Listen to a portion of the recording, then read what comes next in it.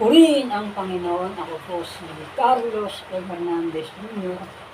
Ako po ay nasa lungsod ng Nabotas. Ngayon po dahil sa susunod na ulan ay nagkaroon na po ng baha sa iba't ibang bahagi ng barangay FPS Kaunlaran na sa lungsod ng lungsod ng Nabotas. Atin po silipin ang iba't ibang mga estimita sa lugar na binaha na po gawa ng malakas na pag-ulan.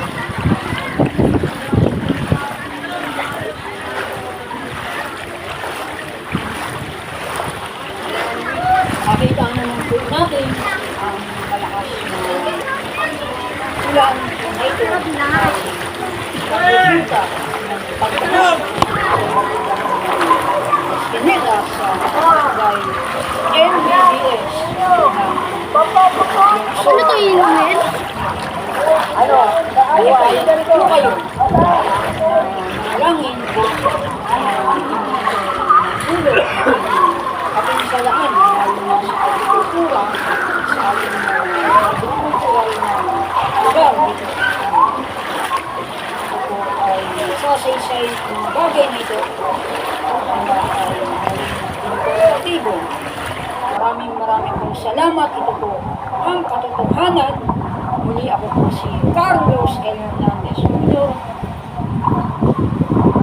Purihin ang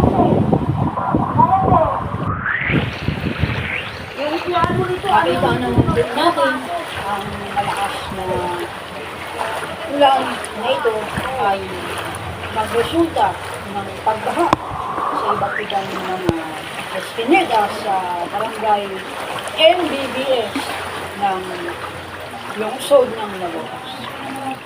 Nawa, nahikayat po kayo na manalangin na hindi ito magdulot ng anumang kapinsalaan, lalo na sa agrikultura, sa ating mga agricultural na lugar dito sa ating bansa.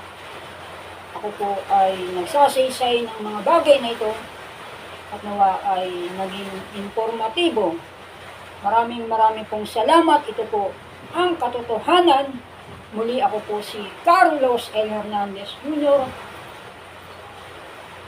Purihin ang Panginoon.